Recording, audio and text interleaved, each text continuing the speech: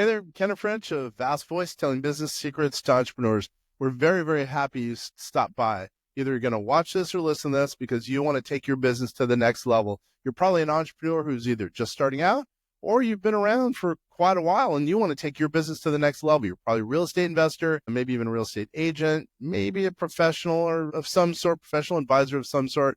And well, you are stopping by because you need some valuable advice from one of the top industry leaders there is. Anyway, thank you very much. Once again, Ken French, Vast Voice, telling business secrets to entrepreneurs. Really glad you stopped by. Ladies and gentlemen, breaking news. We finally found the dude who lives in New Hampshire. Shane Carter, what's up? What's up, Kenner? How you doing, buddy? Oh, You're that's under a rock and you found me. Thank you for that. you're one of the only dudes I've ever met from New Hampshire, man. And this is going to be good. Obviously, you do real estate. You know our market. All the people who are going to be listening and watching are real estate investors, usually pretty big real estate investors. So, give us one tip. Give us one tip about real estate that you have found useful to making you rich. Oh, yeah. So I would say one tip. Let's just start off with one tip, then we'll get into it. Yeah. Let's start with one tip. One tip, focus. Right? Focus. What do you mean by that? I like that. What do you mean? Where were you 20 years ago? 20 years ago, I was all over the place, right? Like most young entrepreneurs, 30-year-olds, I was not super in touch with who I was as a person, right? I was grinding and spinning my wheels and really just going for all kinds of shiny objects. Now I made money at everything, right? I made plenty of money, but I didn't make real money until I got really, really focused. And also I screwed up a bunch of relationships by being spastic and all over the place and not being calm and centered. And so now I'm at this wonderful place in life where everything's balanced and I have better relationships and I make a ton more money and I work way less. That's right there, work-life balance. That's so important. So important. Yeah. So it's a great spot to be, but it took me a while to figure it all out, frankly. Yeah. Well, I know you have a fund, et cetera. So, tell us a little bit about the fund because I know that fund's rocking. Tell me a little bit about what you have going on. Yeah. So it's a diversified real estate fund centered in housing. I mean, my entire career is about housing. And I told this to my team actually at our Monday morning meeting. Just expressing gratitude for we're all out here doing real estate. We're all making money. But at the end of the day, what we do is provide housing, right? And not to get too esoteric, but on a fundamental, that's a human need. And we do a great job at managing it, providing it, building it, operating it, and creating it for others. And that's something we don't take lightly. And I'm honored personally that that's been my career in real estate, is to be a guy centered in housing. Now, do we own some industrial warehouse and parking lots and various other holdings like that? Sure. But our investment fund is centered in housing. So what do we mean by that? It's basically it's a three-pronged approach. Number one is multifamily. That's what we focus in. We've done close to 700 million in multifamily. And so that's a big part of the portfolio in terms of stability. Mostly A and B class assets, 2000s and newer, sort of stable yield, value add, preservation of wealth, irreplaceable assets or locations. The second one is what my background was in terms of where I came up in the world and quote unquote made my money, which is development. I was a single family housing developer. So we have a land development vertical right now as well that I've had for 20 plus years, but it's been incorporated into the company a couple of years ago, where we take raw land, get it entitled and approved and ready for development. And then with forward contracts with national home builders, we put in the roads and infrastructure and then sell the finished pad sites off to the likes of the Leonard, Taylor Morrison, D.R. Hortons of the world. And the third prong is RV parks, campgrounds, marinas, a world that we affectionately called outdoor hospitality. So that's a good one. That's a good one. Yeah. Yeah, outdoor hospitality. Well, it is a hospitality business, right? They function on ADR. It's really run like a hotel or a hospitality business. So that's why the moniker sticks. But the land development, of course, is total return, right? There's no cash flow, but we give off big 30, 40% pref returns in our land development stuff. And so that's the total return component of our diversified fund. And then the the outdoor hospitality is there for cash on cash. I mean, these things are 12, 13, 14% cash on cash yields with Mm-hmm. still, 20+% IRRs on it. So we really like the asset class. We're partnered up with a specific operator out of Colorado that really gets it and understands the asset class and is a fantastic operator. All about the resident or the user experience, if you will, for the hospitality assets. Mm-hmm. And so that's why that's in our fund, is that we really like that as a burgeoning asset class. Yeah, you mentioned some huge rates of return. Now, help me to understand. I know nothing's guaranteed. Let's remember, and people should always go back, talk to their advisor. Give us a call or whatever. But give us a little bit of an idea about that, because I like those numbers. Open the drapes a little bit more so I can understand that. Yeah. So multifamily, especially now, this day and age, multifamily is commoditized. It's a commodity. All right. And anybody who doesn't see the business that way, I think is missing some fundamental understandings about what the market forces are and the amount of capital that's in it. So multifamily is a commodity, and you're really, to me, it's a preservation of wealth play. And we're getting 5, maybe 6, maybe 7% cash on cash yields on multifamily assets.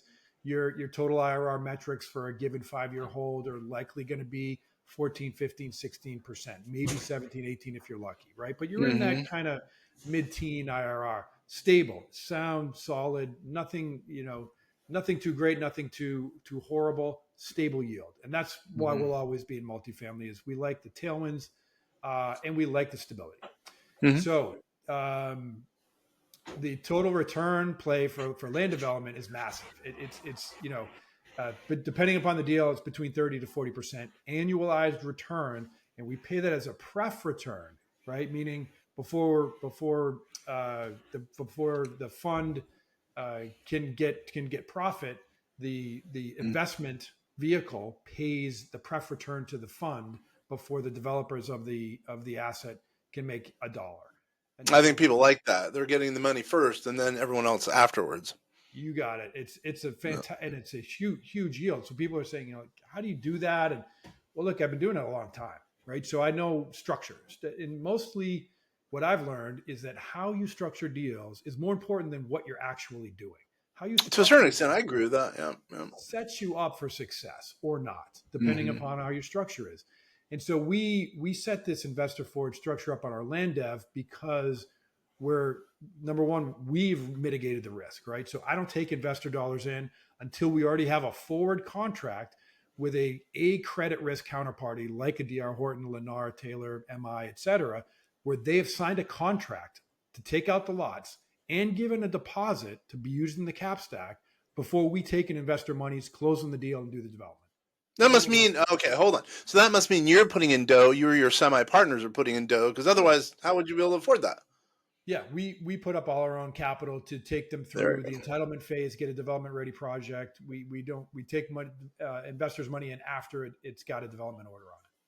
Yeah. By the way, yeah, I hear it. Someone told me that, I forgot his name. It was a big company. It's one of the, he said that the real money to be made is in putting in the roads, putting the infrastructure, and then they're out. What are your thoughts on that?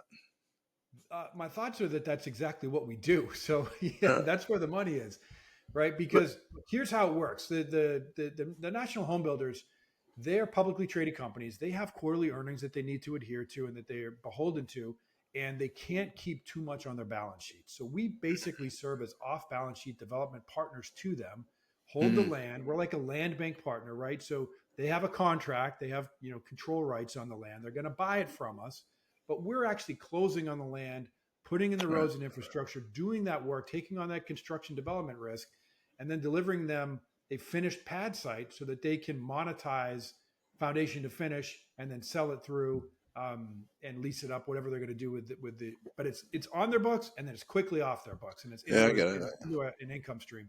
That's what they care about. So I guess I should have closed the point on that. What rate of return would you guys? And this is a dumb question. Would you guys get, even though you're coming so early at the infancy, versus someone else, someone who comes in afterwards? And I know it's a hard question, but I'm just wondering, like, yeah, that is a hard question because we do. we're a unique animal in that we Yeah. take raw land, which is worth, it depends right on the location, but let's just say $100,000 an acre, just Yeah. to use some easy math. And then we go through a 9 to 12, something 18-month process with our own money, getting it entitled and approved, doing all the engineering, doing the zoning, doing the PUDs, doing whatever we need to do to get it fully shovel ready and have a development order. And then when we have it completed, it's worth 300,000 an acre, right? Or more, sometimes even much more. But then putting in the roads and infrastructure is a huge value add play, right? And so we're taking on construction risk, and but it's still in the multifamily world we come from, it's still small, right? I'm still taking 10, 12, $15 million, construction loans out to put in this infrastructure for a typical development. And we're getting millions and millions of dollars in profit over and above what those hard costs are for doing that. And that's why we're able to give those types of returns to investors. I get you. Oh, dude, I totally get it then. Yeah, so it snowballs. Okay, very interesting. Now I get it. And what other? And you have how many funds total do you have? I bet you have stacked funds. How many funds do you have total? Well, no, right now it's just the one fund, Diversified. Oh, is So it? that fund is diversified into those 3 different asset classes. We'll invest in no less than 15 or 16 different assets. So true diversification across those asset classes. And that's why we think it's a great premise and a great investment thesis in terms of, again, sort of stable yield, multifamily, total return land development, and cash on cash play from the RV park campground marinas. So we feel like it's a great blended return. You make for some folks, you make a single investment and you get this diversified hedge and risk mitigation, and you get access to these different asset classes that are producing an asymmetrical blended return across the profile. Yeah, it is blended return. I get you. All right. How did you get involved? Yeah, that's a legit question. How did you? No, look, you were born, and then you are where you are. Give us a little bit of background, because you have an interesting background. Plus, you're a Dave Matthews Band fan, so kudos to you. Yeah, man. Seen him many times. One of the very few concerts. I think 3 different concerts now that I've taken my wife to, where she actually shed tears. Just true overwhelming experience of, wow, this is beautiful. She's not a DMB fan. She wasn't like that. There was no illicit substances in her blood. It was just truly like feeling the music and being like, wow, this is beautiful. So that's my DMB rant. Thank you very much.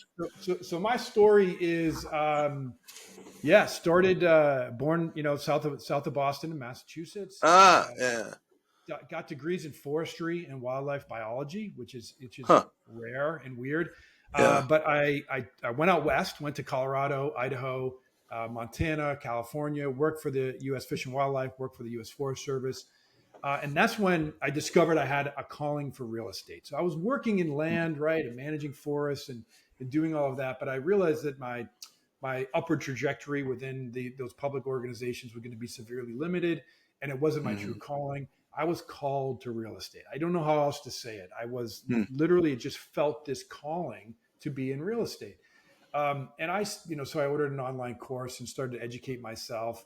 I think it was Carlton Sheets, No Money Down, because I'm advanced age. I get some grays there with you.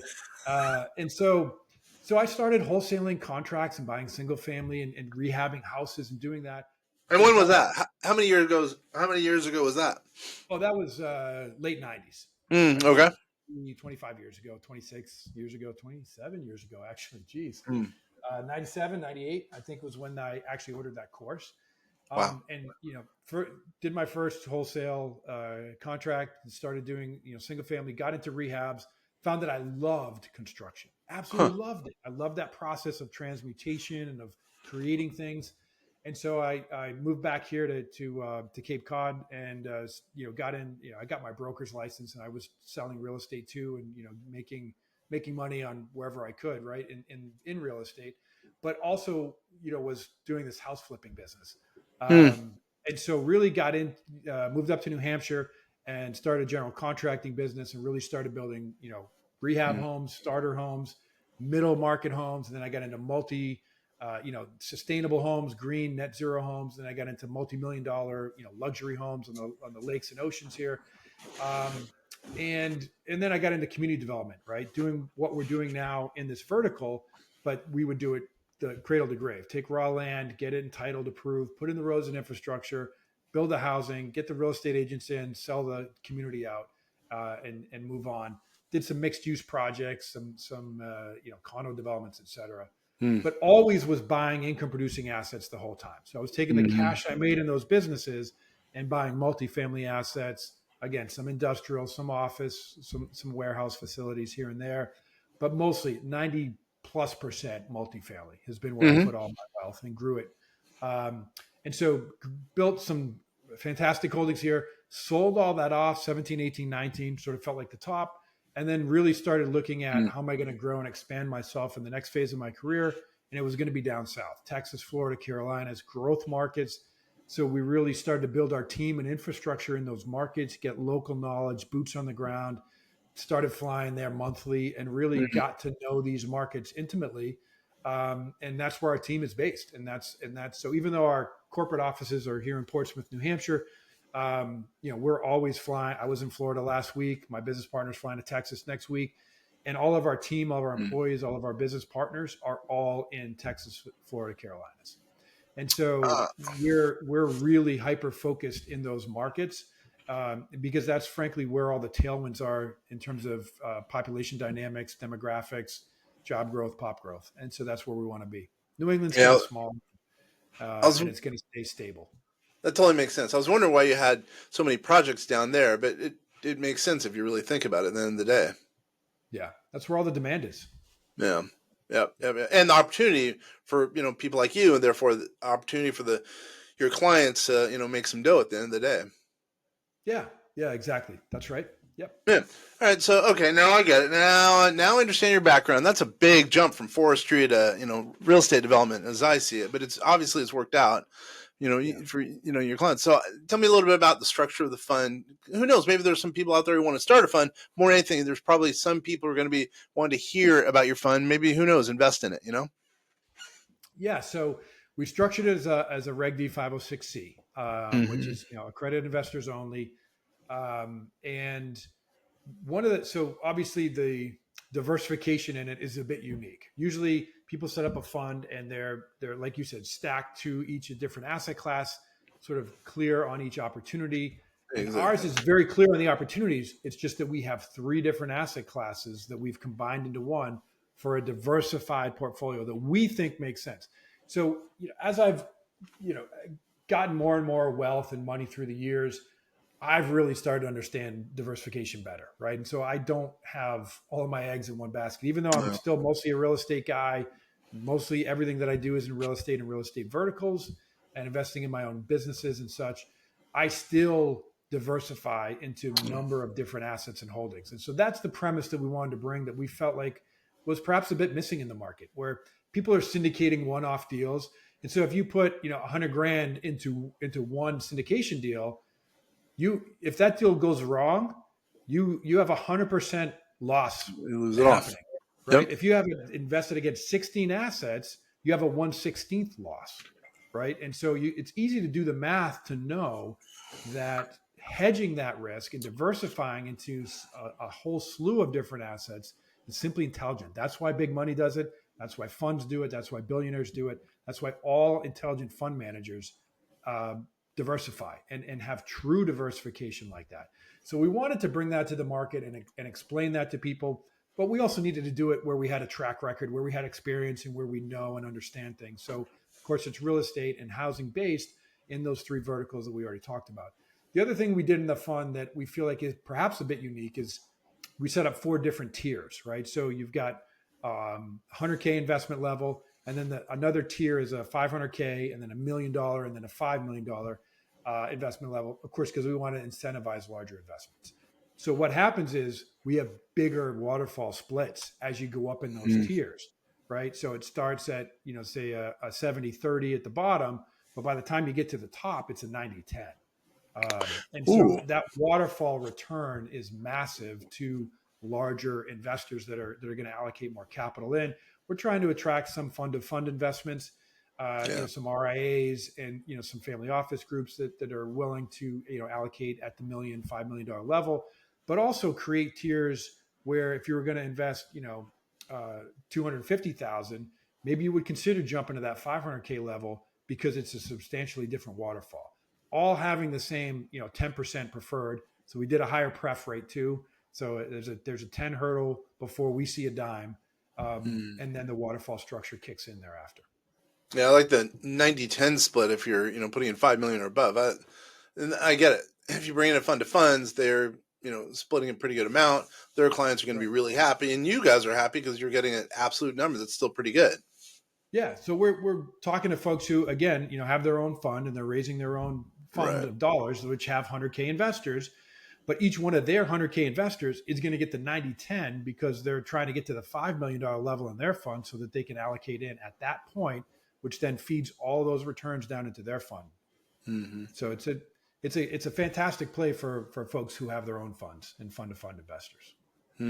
Yeah, we only have a few clients who have fund to funds, but that's good to know. I mean, who knows? Maybe someone's going to hear about it out there and think it makes sense. By the way, how does someone get a hold of you? That's kind of important. Yeah. So our website is easy to get to, hampshirecap.com, Hampshire CAP. You can look me up on LinkedIn, Shane Carter NH. That's probably another great way to reach me, Facebook, etc. Or just come over to Portsmouth, New Hampshire and hang out. We'll probably run into each other. All you have to do is, Shane, yeah, I'm over here. Yeah, there's only 7 of us. So just come on up. That's good stuff. So let me ask a couple more things about. Well, actually, what about New Hampshire for investing? If there's only a few people there, what about New Hampshire? Yeah, New Hampshire's interesting, and obviously, we've owned stuff here. We still own some assets here, of course. It's just small, right? It's just a small place. There's 1 million people here in the entire state, and go into a Houston where there's 8 million, or DFW, and it's mind-boggling the size differences. So frankly, there's just not as much opportunity, and because of that, you have illiquidity, right? So there's literally a lawyer back when my team was sort of calling around to different folks, and he owned I think it was like a 78 unit multifamily property in one of the towns around here, and he called him up and he said to my acquisition guy, "Do you know what my license plate says? It says NVRSELL." Never sell. The mindset, right? They'll never sell, and they just pass it on generation to generation because there's just not enough assets. And so if you trade it, what are you going to buy? Because no one else is selling. So there's an illiquidity as well here that just simply doesn't work for our capital growth program. Yeah, and that it also shies away from your idea of focus, because at the outset you said focus is going to, the number one tip you'd give for a real estate investor. I think that makes a lot of sense. You have to be reasonable in doing so. Being diversified makes sense, but also if you focus on whatever, like what you're doing, it totally makes sense in the whole scheme of things. Yeah, that's exactly right. Yeah. All right, I have a couple more questions for you then. So actually, let's go back to Texas. Because I just got off the phone with a client in Texas, and one of his concerns was, well, everyone's going in there, but now is it at its peak? By the way, he was from Texas, and he's thinking about moving out, which is kind of funny. But anyway, what are your thoughts there? Yeah, look, I love that. I love Texas, by the way. If Texas had an ocean, I'd move there. It's a fantastic state. So everything in real estate is always hyperlocal. Right. Everybody knows that. Your audience knows that. Everybody knows this. So we focus mostly DFW. We've got assets in San Antonio. We've got assets in Houston, and nothing in Austin. And so, where is it overbuilt? Where is there too much? Where is it overheated? Is it at the peak? That is a hyperlocal question. And so when we look at, within, think about it, DFW is one of the main markets that we focus in where we buy assets. I mean, we're talking about not everywhere in DFW is a great place to buy, right? Yeah. Obviously. And then where is the development occurring? Where is that bleeding into pressure in existing assets? That's where the pain is being felt. Now, where are there assets that are irreplaceable, where there isn't development pressure, where there's an opportunity to pick them up because of some type of duress or stress, which personally I believe is going to start we're already seeing a bit of it happen here, Q3.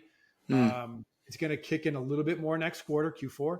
But by the time we get into 25, Q1, Q2, that's when we're going to see it, right? Where the stress, duress, et cetera, the extend and pretend, that's when I think it's mostly going to start to play out.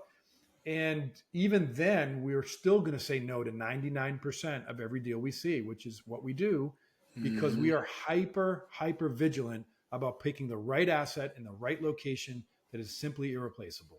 And so, I don't like to get into these sort of top level discussions of, is it overbuilt? Is it at the peak? Is it a falling knife?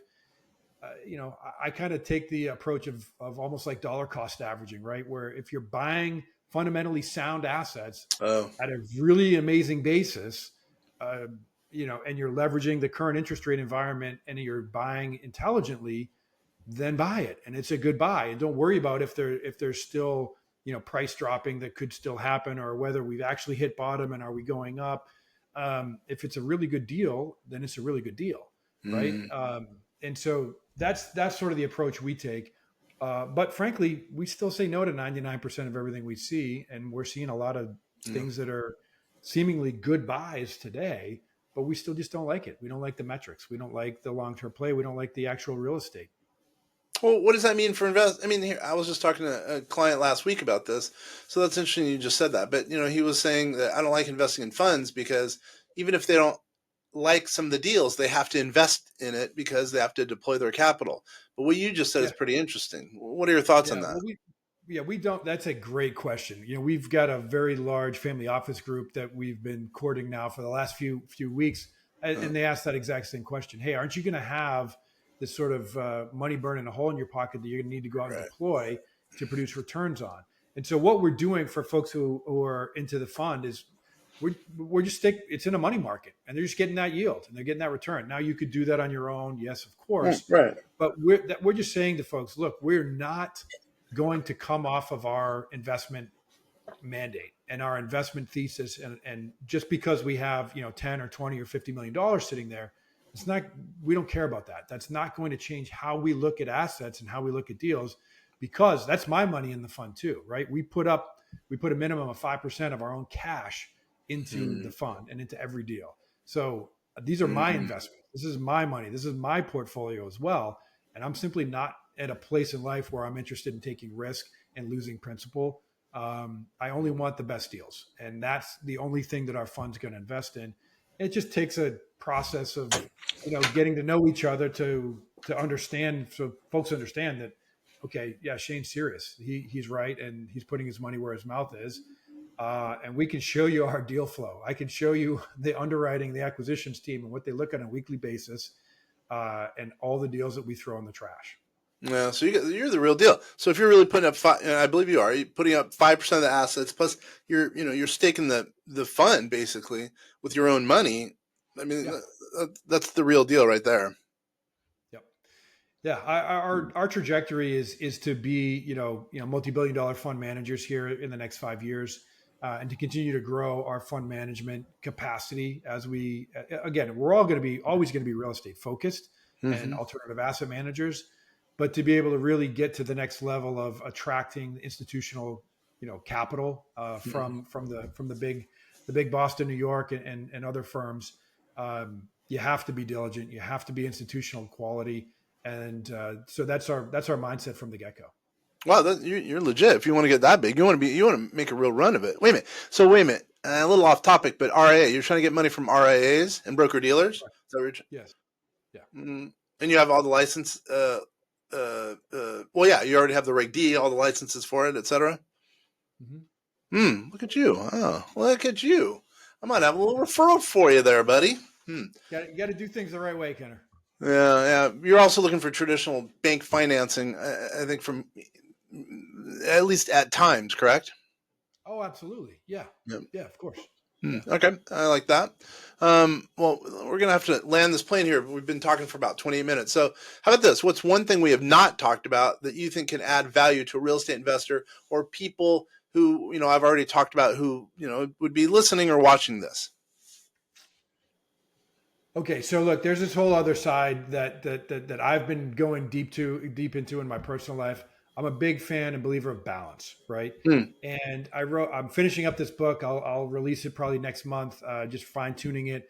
It's called Optimize Your Life. And so it's really about, again, understanding professional success, um, and then health and wellness. I'm a big health and fitness guy. Yeah. You look like it. Spiritual, You look really well fit. Yeah. Good job. right on. Yeah. There you go. Spiritual wellness and then relationship wellness, and how that all comes together to really actually form a truly fulfilling life. So, what I see a lot of and what I've seen a lot of in my life are very wealthy people who are very unhappy. And I swore and promised myself that I would never be that guy. But Mm. I didn't know why they were unhappy. And I didn't know what I needed to do to get happy. And so to me, I love talking to people about that because it was an epiphany, and everything that I was doing wrong, spinning my wheels in my 20s and 30s, I changed in my later 40s, and now in my early 50s, I'm becoming better and better at, which is this true health and well-being of a total view of how life should be. And that's why I make more money now, have better relationships, and work less. Look at you. So actually what we should be doing is talking a month or two down the road when your book comes out. Because, I mean, what we've talked about has been really good, but it sounds like that book's going to be kind of a groundbreaking type of book. Well, it's at least, I appreciate that. I hope so. But it's at least just me sharing what I've learned so far in my journey. And if it helps others, that's my whole intent, is that I just want to help others stop spinning their wheels and give them a bit of an inspiration light bulb to say, hey, maybe I should think about this whole thing a little bit differently. Yeah, dude, I like that. Wow. Yeah, you're a good dude. Really are a good dude. Not only because you like Dave, but also you're just a good dude. Seriously, I'm serious. I'd love it if you came back right as the book's being released, and we chatted about that. It sounds like that'd be a worthwhile conversation. It would be my honor and pleasure. Absolutely. I dig it. Once again, how did someone get a hold of you? HampshireCap.com. You can find me, Shane Carter NH, on LinkedIn, Facebook, et cetera, et cetera. Awesome. I really appreciate it. Guys, hey, everyone who's been watching, listening to this, totally appreciate you guys spending the time hanging out with us here. Once again, my name is Kenneth French at vastsolutionsgroup.com. And also, you've been listening to The Vast Voice, telling business secrets to entrepreneurs. Thanks, everybody. Dude, that was good.